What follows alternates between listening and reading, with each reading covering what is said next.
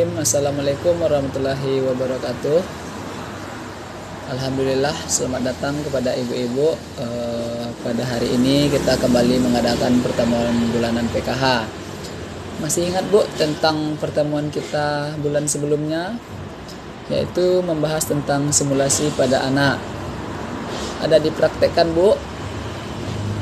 Tujuan stimulasi pada anak itu dalam rangka pencegahan dan penanganan stunting. Di samping itu, pada pertemuan sebelumnya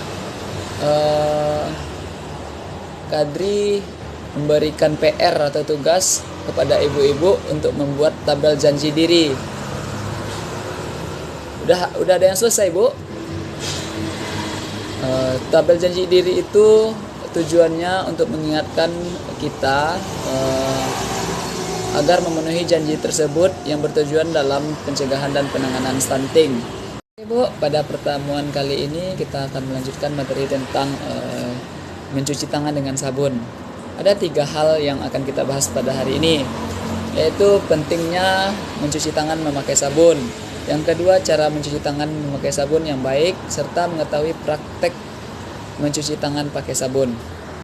Penerapan mencuci tangan memakai sabun itu merupakan hal yang penting dalam pencegahan dan penanganan stunting, karena itu dapat menyebabkan diare dan penyakit menular lainnya.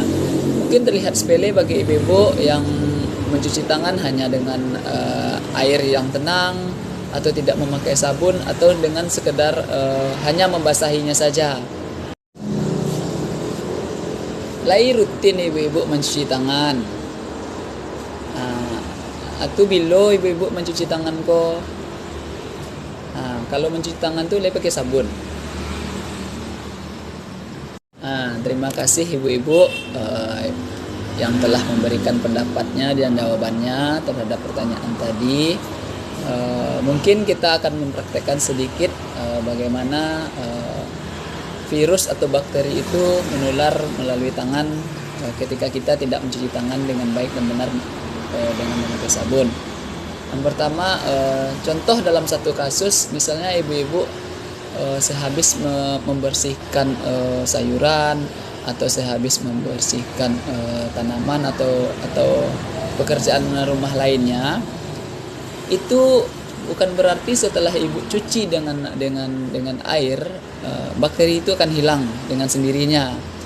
Karena bakteri itu tidak akan nampak oleh mata, tapi kita akan merasakan sakitnya ketika sudah terjadi kepada diri kita, seperti diare atau cacingan kepada anak kita. Maka dari itu, cuci tangan dengan sabun dengan menggunakan air mengalir itu sangat penting bagi kita. Seperti halnya ibu-ibu membersihkan sebuah sayuran atau cabai, walaupun itu sudah dibersihkan dengan atau dibilas dengan air bersih, bukan berarti bakteri itu akan menempel. Ketika menggunakan sabun atau virus, bakteri yang menyebabkan penyakit itu akan hilang dengan sendirinya dari tubuh kita. Kita pun aman dengan mengkonsumsi makanan, tangan kita pun bersih dari bakteri.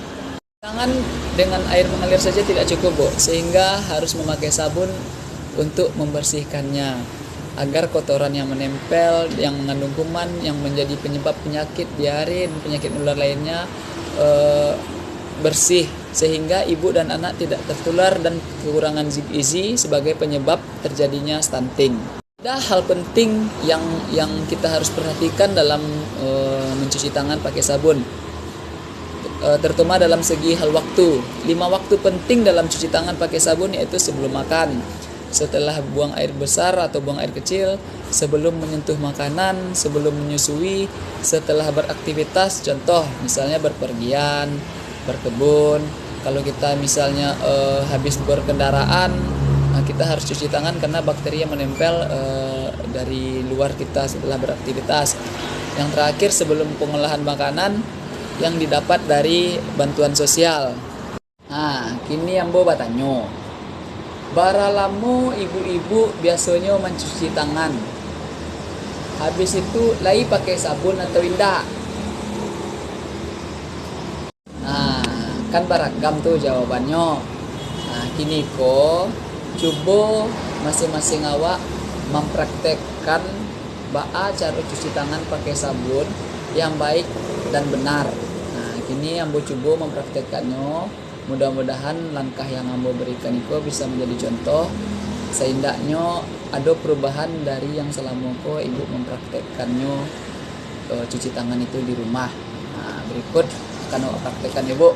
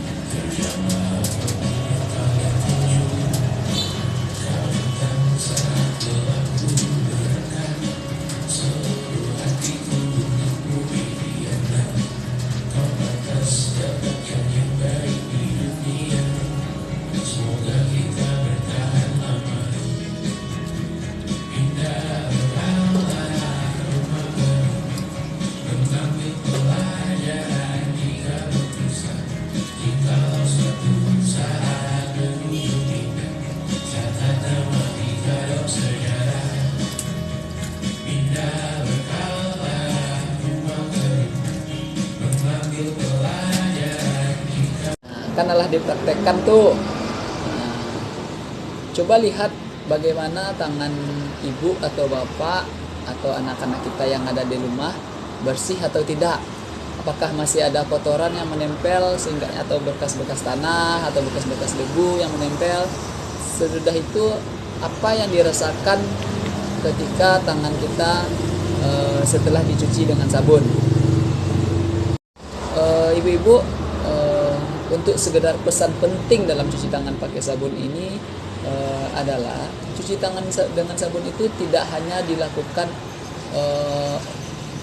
hanya dengan air mengalir atau hanya memakai sabun. Minimal harus dilakukan dalam 20 detik. Gunakan sabun cair atau sabun batangan dengan wadah tertutup. Setelah itu gunakan dengan air mengalir, tidak berbau dan tidak berwarna. Contoh, misalnya mencuci tangan tidak boleh dalam kobokan, habis itu tidak boleh dalam bak mandi apalagi. Yang terpenting cuci tangan itu harus dalam air yang mengalir, entah itu kita bikin dalam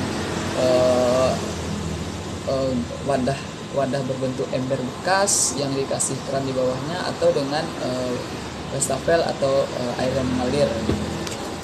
Untuk mempraktekannya, ibu-ibu sebenarnya tidak perlu mencuci tangan itu harus menggunakan sabun cuci tangan, tidak juga harus menggunakan sabun anti kuman atau antiseptik.